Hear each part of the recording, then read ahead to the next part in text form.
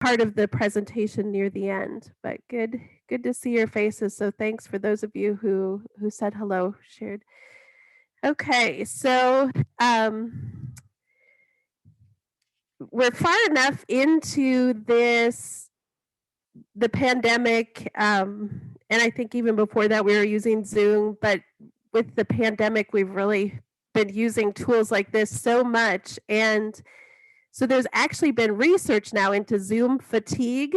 You may have heard that term, Zoom fatigue, and I think it's extends to other tools that are like Zoom too. So they're doing research into what causes it, trying to kind of get nitty gritty with that so that we can make this experience of interacting online a little bit better. And they're discovering that there are some things missing from online interaction, like body language. There's also something called mutual gaze, and it's kind of hard to look into each other's eyes when we're online. And then also that little lag that often happens. They've found that that little lag that happens, can people perceive that as being unfriendly, even though of course it's just a technical thing. So there's, I think it's interesting to watch this and to learn about this, and we'll probably start seeing the tools evolve too. It's really kind of um, sped up the emphasis on these tools that we use for our connecting online. So, but one of the things that I think can help with online sessions, one of the things that's often missing is humor, laughter, smiling.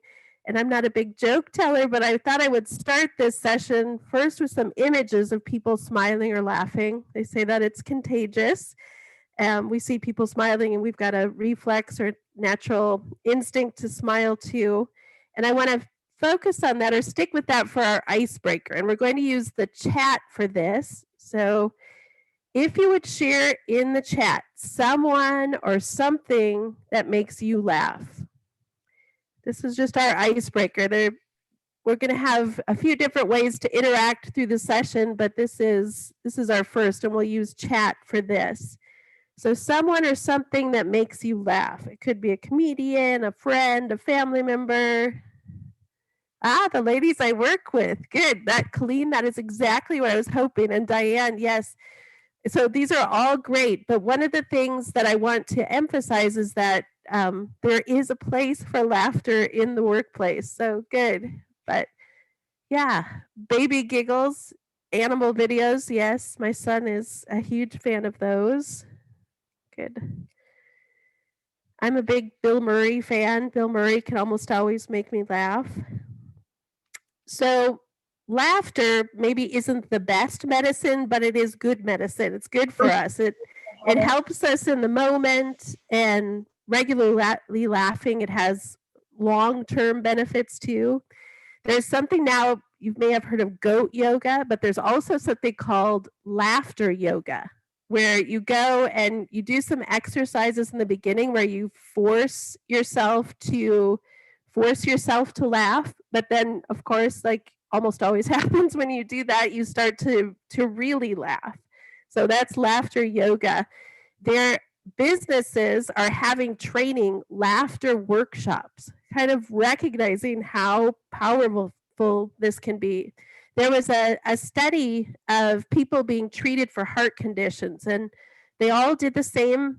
They all did the same treatment, except half of the people in the study also spent at least 30 minutes a day watching a comedy, a movie, a TV show, something that made them laugh. And the laughing group had significantly fewer heart issues after a year. So laughter is powerful, and I think there's a place for it in our work life too. So thank you for all of those ideas. Yeah, it's wonderful to look at that. Absolutely. Okay. So as I'm guessing you saw in the description for the session, there are several things we're going to cover today, and these are big topics. And my goal for the session is for people to leave feeling a little bit better, to leave with an idea that you might want to try on your own, or something you want to try in your library, maybe something you want to research later or better understand. I started working on this topic in 2019 a lot with my husband, doing some presentations and workshops with him. He is a social worker, a school social worker, and so he was helping me do training for libraries, kind of talking about the importance of mental health in the workplace. And that again was in 2019. And then, excuse me, then in 2020, with the pandemic, this has all just become a key thing we're trying to understand. And our sense of well being has really been shaken on so many levels in this last year. So, okay. I think Mary Beth already shared this in the chat, but there's a webinar guide that goes with this session. And you can print that off after. You can have it if you want to use it during the session. But one of the things that's on there is the address for this Padlet. And we're going to use the Padlet, kind of toggle back and forth between Zoom and the Padlet during the session.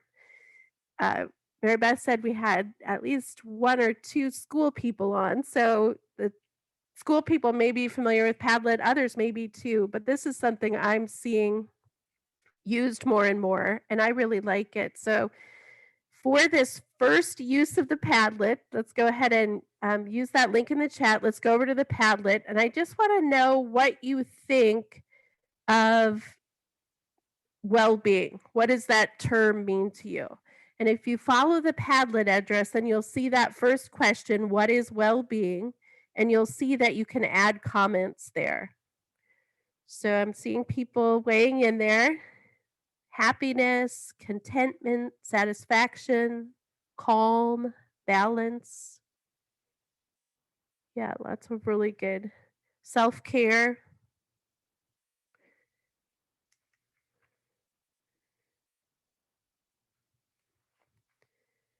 So this Padlet, if you have not used this before, this is a lot like the chat that's part of Zoom, but one of the things that I like is that this will stay active.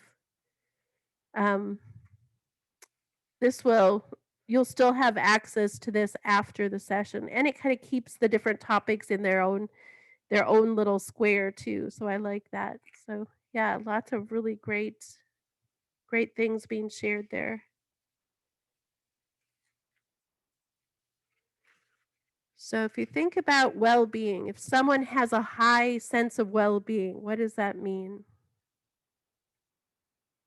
Good. So overall, your sense of well-being is your perspective on how things are going. So every year since 2001, Gallup, probably familiar with the name Gallup, the company that does lots of polls, but one of those studies that they do every year is they ask Americans in November, they do a health and healthcare survey. And as part of that, they have Americans rate their mental and emotional well-being. And is it excellent, good, fair, poor? And the ratings for the ratings have been about 81% to 89% until, probably not surprising, in 2020 it went down. Although the majority of Americans still did feel like they were excellent or good, but the latest ratings are lower than measured in any prior year since they started doing this in 2001. And again, probably not surprisingly because of the pandemic, but I think just important to recognize that this really has impacted our sense of well-being in lots of ways. So lots of research has been done on well-being and what it is, looking at the biology of well-being, the psychology of well-being.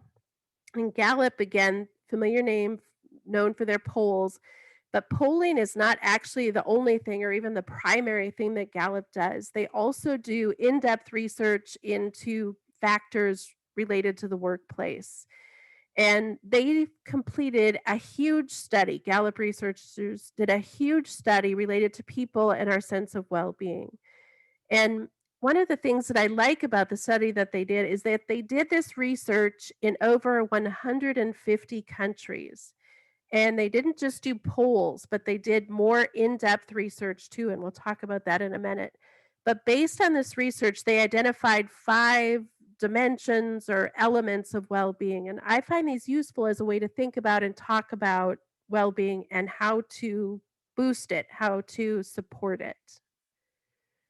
Okay, so the 5 categories are physical, financial, social, community, and work, and I'll quickly cover how they define each of these. So financial well-being does not mean being rich, but it means having a sense of financial well-being means you are able to pay your bills. Physical well-being. Do you have good health? Do you have the energy that you need to get things done? Social. Do you have strong relationships? Community. So do you like where you live? Do you feel connected to where you live? Do you feel safe where you live? And then work. And work is important. It can give us a sense of purpose, and a large part of our identity is derived from our work. So these 5 elements that Gallup identified, they are, of course, not standalone things. They're very interrelated.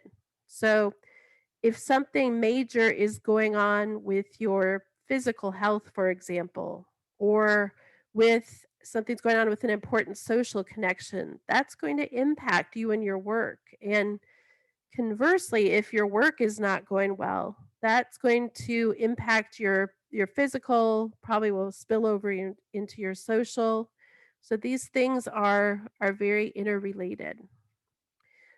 And Gallup, they did more in-depth research into work and our sense of well-being. And so they had research subjects.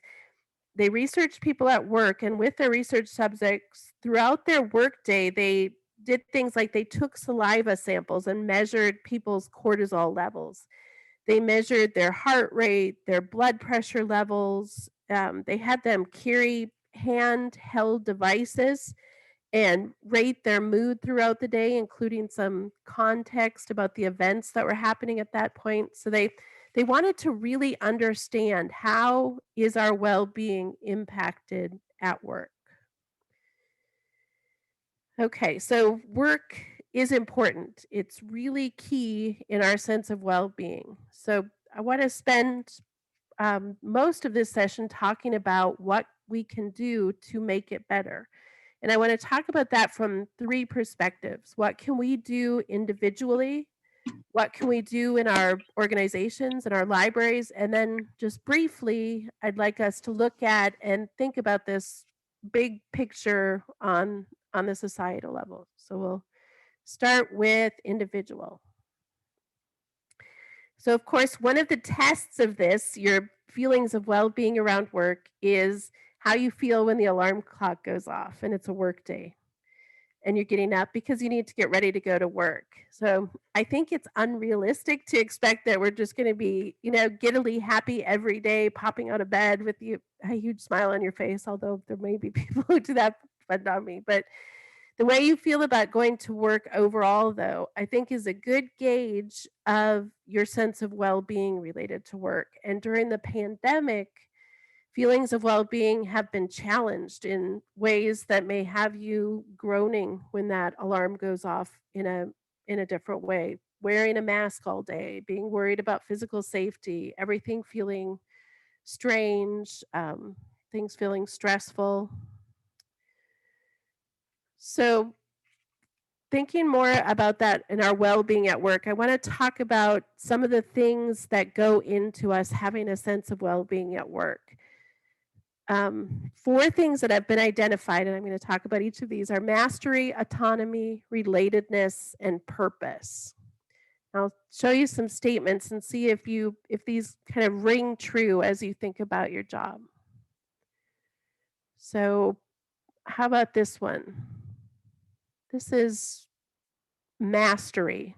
So when you think about your job, does this statement ring true?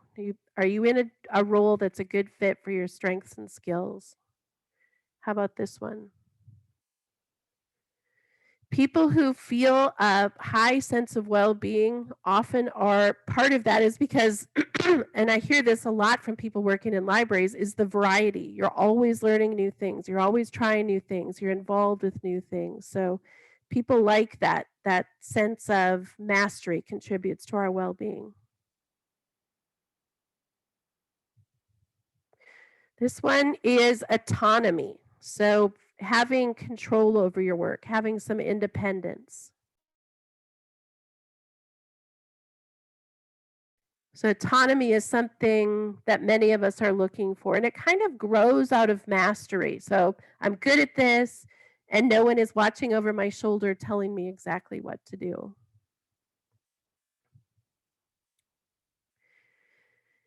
Relatedness is another thing that can provide a sense of well-being at work. So this statement, as you think about your work and your team, does this ring true? And I know in the beginning when we were talking about what makes you laugh, some people said their coworkers, and that contributes to an overall sense of well-being. If you think back to the Gallup research and those 5 elements of well-being, one of them was social, and that can mean your friends, your family away from work, but for a lot of us, that also comes from our relationships at work.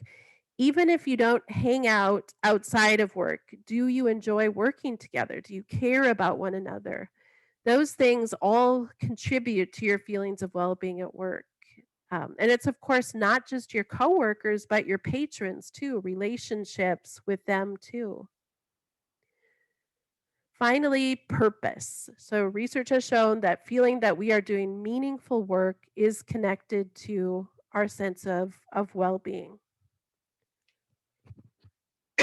Does it feel like what we're doing matters? Do we feel like we're contributing to work that's important? Again, if we think about that Gallup research and the 5 elements of well-being, one of the elements is community, feeling connected to the community. And for those working in libraries, that element of well-being can come in part from our work too.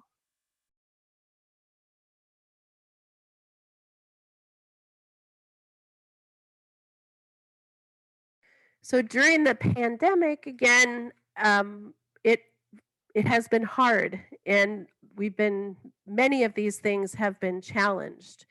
So, but maybe where I've heard people talk about the most pain with this relates to purpose, that people have felt like they haven't been able to do the work that they want and feel like they need and want to do. So has a big impact on our sense of well-being. Okay, so I think we have a poll, Mary Beth. So Yes, again, there it is. mastery. There it is. Yep, good. So if you would say which of these do you think is most contributes to your sense of well-being in your current job? Is it mastery, so feeling like you're good at what you do, feeling like you're learning new things all the time? Is it autonomy? Is it that you get to be pretty independent, you get to make decisions, do creative things without someone? Is it purpose? Feeling like you're doing meaningful work? Is it relatedness? So those relationships with other staff, relationships with your patrons.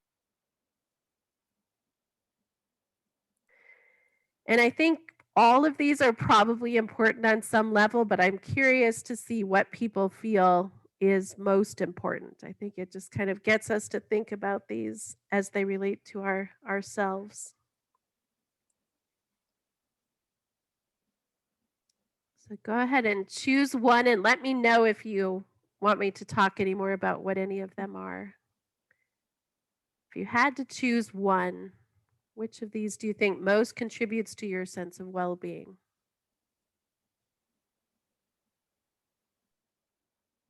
Got about 17 answers so far. Okay, Let it go for maybe another 30 seconds. that sounds great.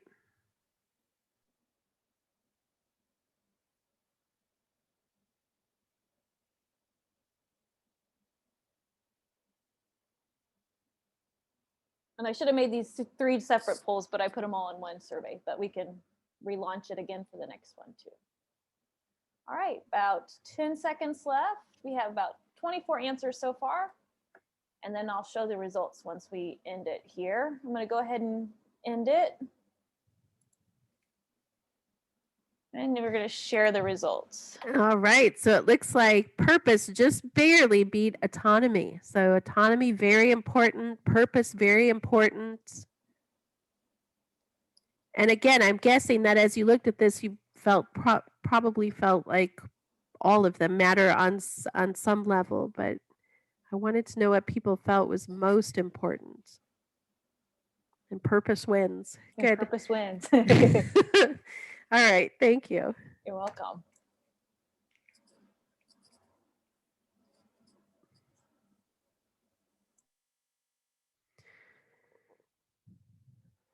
Okay. So it's kind of an irony or a catch-22, maybe there's a better term for it. But being passionate about our work, feeling that sense of purpose, if we're not careful, can lead us to overextending ourselves and ending up exhausted and probably not doing things as well as we used to. So if you're not feeling a sense of well-being at work, it can start to impact other parts of your life. And it's likely that it's going to impact the work that you do too. So we'll talk about a couple of things that can happen. So one of the things that can sometimes happen is compassion fatigue. If you're experiencing this, some of the things you might be feeling include feeling guilty, feeling like you're never doing enough. You might also feel numb. You might have trouble connecting. You might kind of avoid things, feel a sense of persecution or hypervigilism, like you need to be really careful and watching things all the time. So again, this can happen. Compassion fatigue happens if you're feeling that sense of purpose, but the well-being isn't there. That's, I think, when the compassion fatigue can happen. So there's compassion fatigue, and then there's also stress. And stress is something that everyone has experienced, but it's the ongoing unmanaged stress that can have a really damaging impact on individuals and on organizations too. Unmanaged stress can start to affect your health. It can lead to missing work. It can lead to staff turnover. So to a certain point, stress can help us perform. So when you're busy and you're juggling a bunch of things, sometimes you feel like you're in the zone. You're handling this, you're handling that, you've got it. But then when it gets to be too much and you start to feel unpleasant effects like anxiety, anger, frustration, boredom, procrastination is sometimes something that stress gets us to do. You might even start to sweat or get a headache or a stomach ache. At that point, it's time to address the stress. So what can you do to alleviate stress? What can you do if you're having some of those symptoms of compassion fatigue? What can you do? So I think there are things that we can do as an individual, and then there are things that I think can be done organizationally too. So I think even just stepping away from or pulling yourself out of the stressful situation for even 10 minutes can help. And mindfulness is something that's about being aware of what's going on with us and being thoughtful about it. So instead of just going on autopilot and kind of pushing on, even though you're in a bad place, you're really stressed out, mindfulness can help us become aware instead of being overwhelmed. Breathing is something that really complements mindfulness. It can help you calm your thoughts, regulate your nervous system. So we've got the breathing that just happens without having to think about it. But this is more talking and thinking about being mindful and intentional about doing some breathing exercises. So, I think this would be a good time to do the poll on this. I'm just curious. Yep, let me get that launched again. Polling, relaunch. All right, it's going to clear your the results from last time. So if you already voted for 2, go ahead and vote for 2 again. So we're answering question number 2.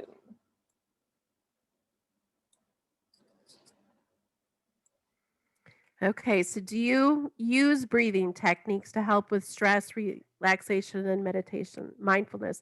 So, yes, everybody breathes, but how about using it intentionally? So, we're on question 2, is the one we're focusing on.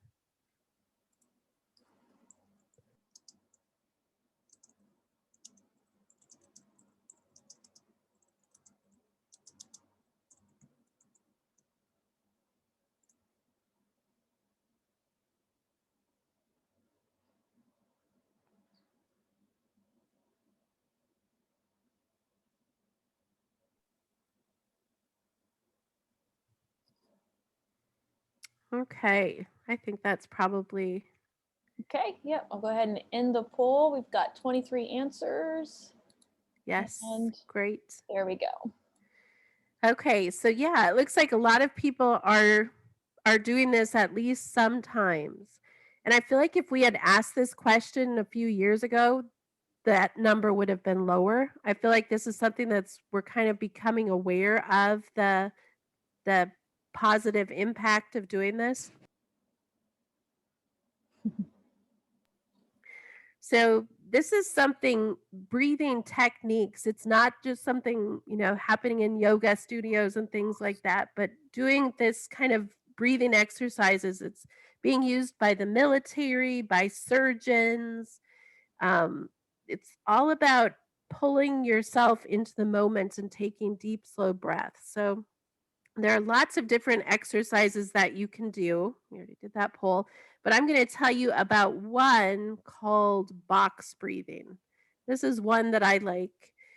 So we're about halfway through the presentation. Yes, exactly halfway. So this would actually be a good time to do this, I think, just to give our brains a little break. And so I'll talk you through the first round of this, but then I'll just let you continue and we'll do this just for a minute. So to start with box breathing, if you feel comfortable doing so, go ahead and close your eyes. And then you take in a deep, slow breath to the count of 4.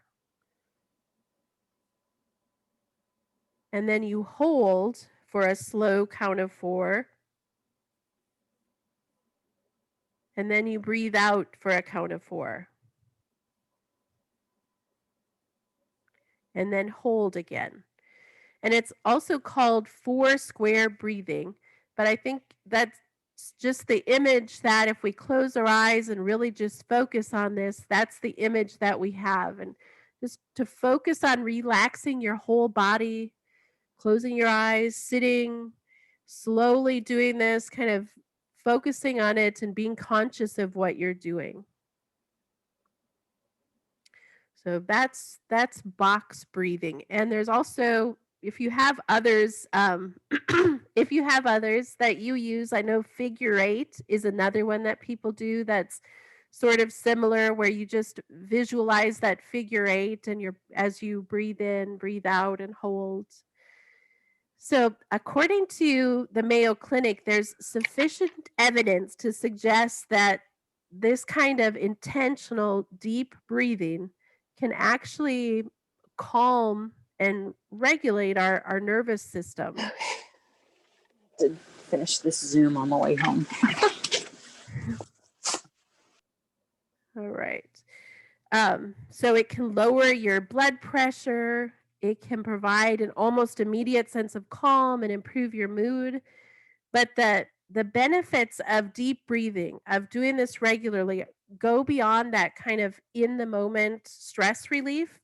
It's also really good for things like anxiety or It's being used for post-traumatic stress disorder, being used with depression, can help with insomnia by allowing you to calm your nervous system right before bed. Box breathing or breathing techniques like this can even help with pain management. So the research is backing up the positive impact that this can have. And again, it's just the kind of thing where you don't need to spend, take 90 minutes out of your day to go to a class. It's something that you can do in the moment. If you can just pull yourself away for a few minutes to do this, it can really have a positive impact. So I had one more poll question related to this. So we've been talking about mindfulness and being aware of what's going on with us and then doing something to address it, including breathing. Then something else is meditation. So mindfulness and meditation, not the same exact thing, but meditation being something that complements it. And one of the things that I'm curious to know is if you use or have used any of these meditation apps. So this again is a poll. And it'll be question number 3. There is a question in the chat while we wait for people to answer. Are these meditation apps free? They have free versions. So like so many things, they have some stuff that you can only do if you buy an account, but they have free stuff. And someone actually told me that one of them, I think it was Calm, is free for teachers. So I should look into that. Actually was at a presentation I did for some school staff recently, and so I'm curious if it's free for librarians too. I should look that into. Yeah, that. if you find that information and share that with us, we'd appreciate it. I will. Yes. Yeah. Okay. Let's see if anybody's using these. Got about 10 more seconds. I think we'll give them a full minute. We have about 22 that's answered so far. 5 more seconds, and then I'll end the poll and share it. There we go. The commercial for Calm makes me anxious. I can't think of what that is. I'll have to look that up.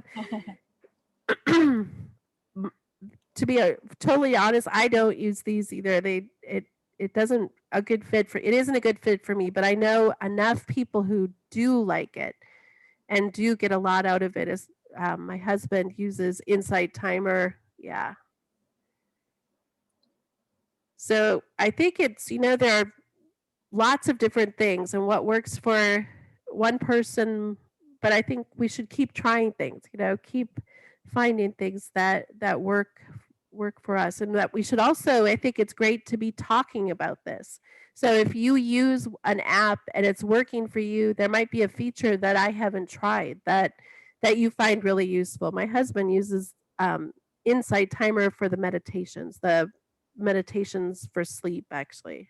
I had one. This is Mary Beth from CKLS. I had one that I used a few years back. I don't know if it's still there. It's the mindfulness app that you put on your computer, and you can set a timer so that it tells you to get up and walk around after a certain amount of time. And since a lot of my job is sitting at a computer, it was very helpful for every hour and just do a little bell chime and tell me to get up and walk around. Absolutely. Yes, that for me too, that's so important. Otherwise I can just find myself that I've been sitting so long that I'm almost painful when I get up. So yeah, it's so good to do that, to get up and clear your head, go outside if you can, just kind of give yourself a few minutes away from things. And then when you come back to work, come back to your desk again, you often find that your brain's better, you're thinking better, you're have more creativity, more energy, more ability to get stuff done. So and those little breaks really important. Yeah, those breaks are necessary for me. There's a comment in the chat that Michael says he believes that the Insight Timer has the largest variety of free meditations available. Okay, good. Yeah. Okay, great. Thank you. So I think just putting these on your radar, and if you do use them, encouraging you to share with others what you find useful. I think the more that we can talk about and normalize and just kind of make part of our culture, talking about how do you deal with stress? How do you how do you help with that? How do you, if you've got compassion fatigue, some of those things associated with that, what can you do to help? I think talking about it is good, sharing those things with each other. Okay, so other things you can do, and again, some of this is personal. What works for you might not work for someone else. What works for someone else might not work for you. But something else you can do to help with your well-being is to be intentional about gratitude. So kind of getting yourself to focus on some positive things. That can help with our sense of well-being. And one strategy that might work is to take some time for this at the end of the workday.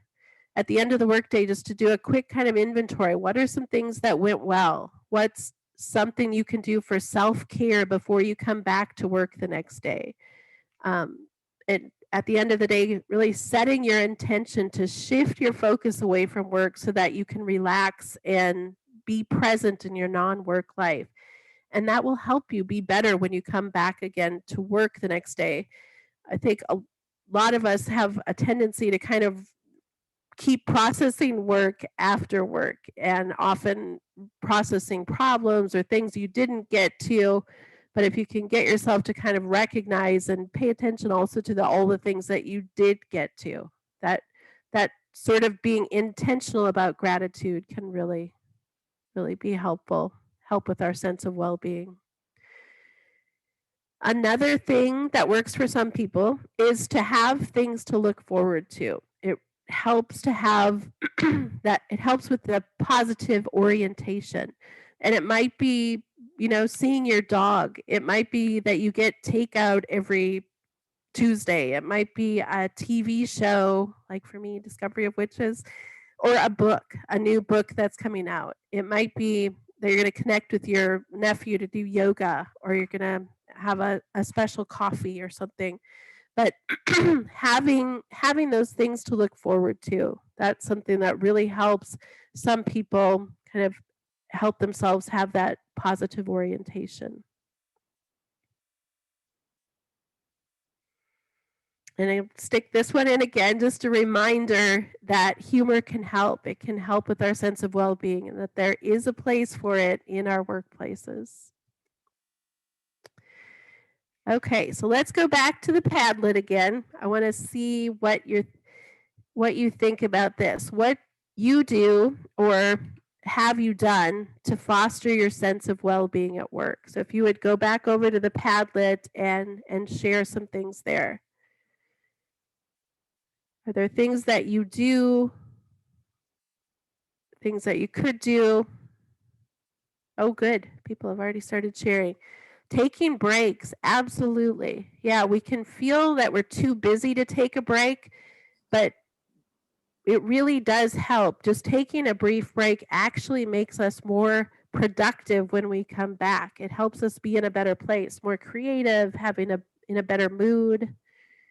Deep breathing, yes. Taking a lunch nap. I'm so jealous of people who can do the power naps.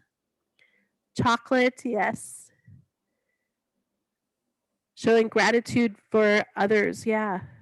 Getting up, walking around. Good.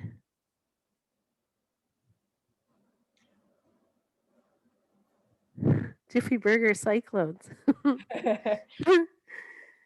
I keep meaning to try those. I believe they're in Smith Center, and they are maybe not infamous. They're famous. So I have not yet had one, but I'm very looking forward to having one once I can get out and about again. Good. Mary Beth, we'll have to make that a plan, since Gail still owes us ice cream from a year ago. She does. Well, I always feel bad because I probably have some other lunch, and then I'm like, I really just want a Cyclone for my lunch. And you know what? 2020 has taught me that it's okay to have a ice cream treat as a lunch. Absolutely. Okay. All right. So thank you for all those ideas. And again, that will stay up. So if you think of things later, or if you just want to kind of go back in and revisit that list later, that Padlet will stay up. So you'll have access to that. Okay.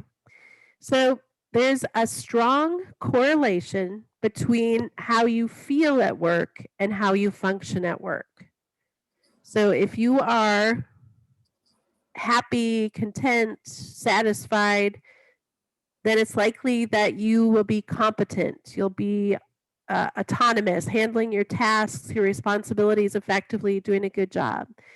So if you have a good sense of well-being at work, then it's more likely that you're going to feel creative. You're going to feel more loyalty to your job, and customers or patrons are going to feel that too. So we've been talking about the individual level and things you can do, like the breathing exercises, taking your breaks, things like that. But a lot of workplace well-being depends upon the organizational culture and the systems that are in place, the attitudes, the leadership. So I've spent lots of my library work life in roles that involve me traveling to lots of different libraries to do training. And when you have a job like that, you realize that you can pretty quickly get a sense of the vibe of a library. So libraries are essentially doing the same sorts of things, but the organizational culture within libraries can be really different from one place to another. And it's something that you can feel on some level, even as an outsider. Okay, so we talked earlier about how you're feeling at work and how that impacts how you're functioning at work.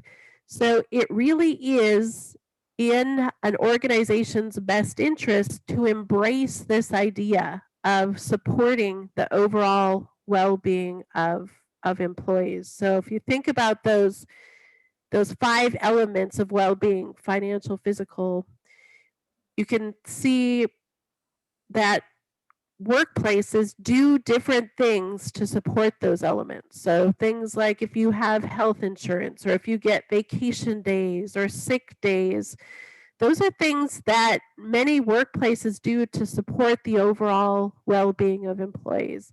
And in recent years, we've seen some new things too. And I've heard of places having a staff yoga session or having a program where you have a walking buddy and you go out and walk before work or walk after work or on your breaks together, bike to work day, volunteering together, bringing in someone to do mindfulness training. So different things that workplaces are doing to help with that organizational culture and making it one that supports the well-being of staff. So I want to go back to the Padlet because I want to know what you've tried or heard about with this. What have you heard? Things either that you've done in your workplace, it could be your current workplace or previous workplaces, things you've heard about in workplaces. You hear about this in Silicon Valley at .com companies, things like catered lunches and massages for all employees. So what, I don't think everything has to be on that budget. What are some other things that you've done in your workplaces? Walking buddies, staff yoga. Okay, notes of acknowledgement, doodle art, staff training, a culture that fosters a sense of community and mindfulness. Absolutely. Job well done, telling others. Yeah. Yoga, walking lunch hour. I did this session for libraries in another state recently, and someone told me that their workplace was actually having them or giving them the opportunity to exercise on work time. So they got to have, I don't know how much time, a half hour, a couple of times a week or something like that, but they recognizing the importance of physical health and wanting to support that and recognizing how interrelated. Hot tea and a listening ear. Yeah, that's nice. Nice. I do have a question in the chat, Brenda. Okay. This seems to focus a lot on workplaces where there are more than one employee. What about us who are the lone wolf in the building? Yes. Yeah. I encourage others to share that too. But yeah, I think what often happens there is not getting to take a break, um, which makes this hard. So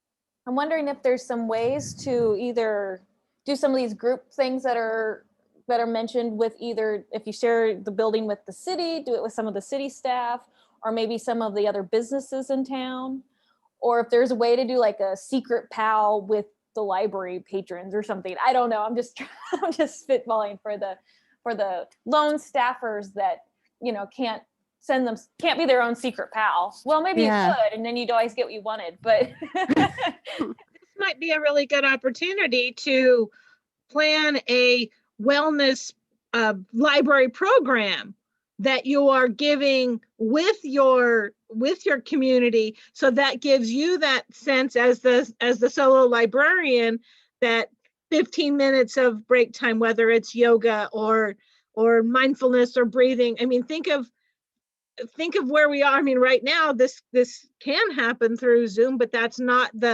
necessarily the best feeling necessarily, but this might be the way that a solo librarian can make a library program so they're still working, but still have that opportunity to take that break and make that connection with the community, because that's another part of this whole picture. I'm more satisfied if I have a connection to my community. Many of our solo librarians do not live in the community that they are working in. I like that idea, Patty. And I like the idea of maybe partnering with some other businesses in the area that you could do some of this staff stuff with. Like if you could take a break with somebody that works at the bank and do a walk together or something along those lines too. And maybe something's already happening in whether it's the city or even the bank that's next door. I mean, we think of our small towns, and this gives you an opportunity to do your community assessment that we've talked about so many times and look around. Who else is out there that might be a one person? How can I connect with them to maybe connect all the one people together to do something for your own wellness, but also the wellness of your community? I like that. Laura suggests maybe a Walk Kansas group. We've done that several times here at Great Bend with the Great Bend and CKLS staff together. And I know several places have done that where they team up with several different groups to do a Walk Kansas group. I like that idea. Yeah, those are all great ideas. And some of the things that people mentioned, like cup of tea, bit of chocolate, I think just thinking about those little things that you can do to nurture yourself a little bit can help. But that connection, and like Patty said, I think it was suggested, connecting with those others who are in the same boat, kind of finding ways to connect with one another too, is a great idea. All right, good. Well, that was fun. That was a good discussion and lots of great ideas. Okay, so I think we did that one. Okay, so the goal of all of these things, of course, is to support well-being so that people feel like this is such a great place to work. And so things like Boba Tea Friday or staff yoga, those are really nice perks. But being a great place to work at is about some really essential things. Yeah, leave some positive notes. Or if you get some sort of feedback or something, just continuing the conversation about what you can do. But keep that in a place where you can see it. So when you need it, when you need that positive encouragement, when you need that little boost, you know where to look, you know where to find it. I actually keep a file on my computer that has that stuff in it, that has, positive feedback that I get about things. And then I can open that up and read through some of that if I'm feeling kind of discouraged or stressed. Okay, so I talked about the vibe of an organization and how you can feel it. And I think if you think about businesses you go to, you might be able to sense this too. So there might be a coffee shop where the staff seems really happy, engaged. It might be, what was the place called with the drinks, Jiffy? What was that? You know, different places have a different vibe, and there are lots of things that go into it. Jiffy Burger. Jiffy Burger. Okay, yes. Okay, so let's talk about some of these things that go into that. What might be creating that vibe? So trust is one of them. In a great place to work, people trust each other. Staff trust their boss, the boss trusts the staff. In places where this is strong, you hear statements like, we're like the family, or I have the best staff, or I have the best boss, where people trust one another. That's really important. Engagement is a characteristic, maybe an outcome too, of being a great place to work. People understand what the organization is about, the mission, and they feel connected to it. Transparency is a big one too. Feeling like leaders are open about what's going on, open about upcoming changes. During the pandemic, there's been so much uncertainty about what to do.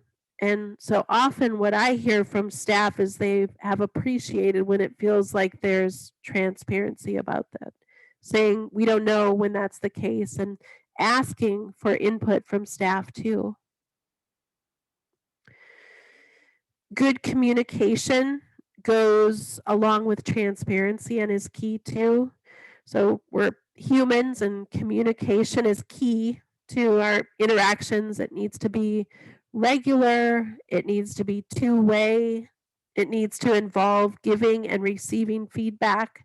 That's how we work together effectively. And then finally, intention, feeling like you're working together towards a vision. That can kind of be a characteristic of a great place to work too. Another thing that I hear from people working in libraries, library staff, is that a great place to work is one where it's clear that they're important, that they are as important as patrons. Okay. So the last thing I wanted us to just really briefly consider is how much of this is determined on a societal level, kind of perspectives on work, expectations, norms. If you think about it, a lot of the structures around work come from policies and legislation, and these are things that have happened over time. The Family Medical Leave Act, for example, or anti-discrimination laws, different things with safety in the workplace. We have a minimum wage, laws about how old you need to be in order to work, workers' compensation. Do these sorts of laws create a perfect workplace? No, but they help.